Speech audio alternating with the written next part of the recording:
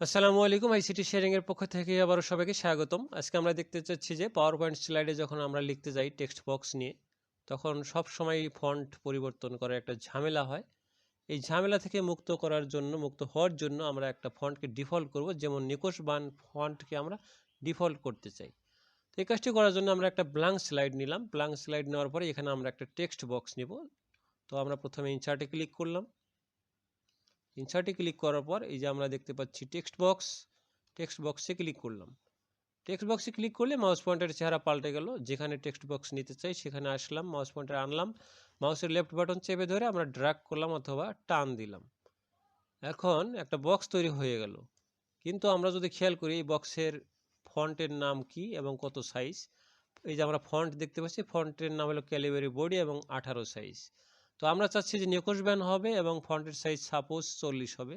তো এই ক্ষেত্রে আমরা এইখানে ক্লিক করে আমরা নিকোশবান দিয়ে দেব। মাউসের চাকা ঘোরাই, স্ক্রল করে নিচের দিকে যাই।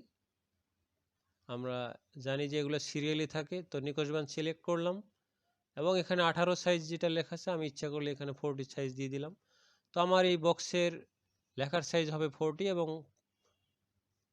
ফন্টের নাম হবে নিকোশবান। কেউ যদি ইংলিশের জন্য প্রযোজ্য হয় তাহলে তিনি টাইমস নিউ রোমান দিতে পারেন। তো আমি বাংলার জন্য তাই নিকোশবান দিচ্ছি। এবারে আমার কাজটা হবে, যেহেতু আমি এই বক্স নিয়েছি, বক্সের ফন্ট কি হবে সেটা ঠিক করেছি, কত সাইজের ফন্ট হবে সেটাও ঠিক করেছি। এখন আমি এই বক্সের দাগের উপরে মাউস পয়েন্টার রাখবো। এই নিচে রাখলে হবে না, উপরে রাখলে হবে না। যখন মাউস পয়েন্টারের চেহারা 4 তীর বিশিষ্ট হবে, তখন রাইট বাটনে ক্লিক করব। রাইট বাটনে ক্লিক করার পর আমরা নিচে তাকাবো। নিচে দেখতে পাচ্ছি set as default text box. এই সেট অ্যাজ ডিফল্ট টেক্সট বক্সে ক্লিক করলেই আমরা দেখব যে আমাদের এই বক্সটা ডিফল্ট হয়েছে, অর্থাৎ যত সাইজের এবং যে ফন্টের আমরা এখানে সেট করেছিলাম সেই সাইজের সেই ফন্টের ডিফল্ট হয়েছে। আমরা চেক করার জন্য বাইরে ক্লিক করলাম, বক্স হারিয়ে গেলে আর একটা বক্স নেই।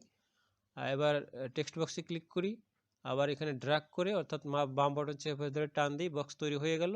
আমরা এবার দেখতে পেলাম যে আমাদের ফন্ট ডিফল্ট হয়েছে। এই ফাইলের মধ্যে আমরা একটা কথা বলি, এই ফাইলের মধ্যে যতক্ষণ পর্যন্ত কাজ করব এই ফন্ট আর চেঞ্জ হবে না। যদি অন্য কোনো ফাইল হয় তাহলে এই কাজটা আর একবার করতে হবে, অর্থাৎ যে কোনো ফাইলের মধ্যে এই কাজটা একবার করে করতে হবে। অন্য কোনো ফাইলে গেলে সেই কাজটা আবার আর একবার করতে হবে।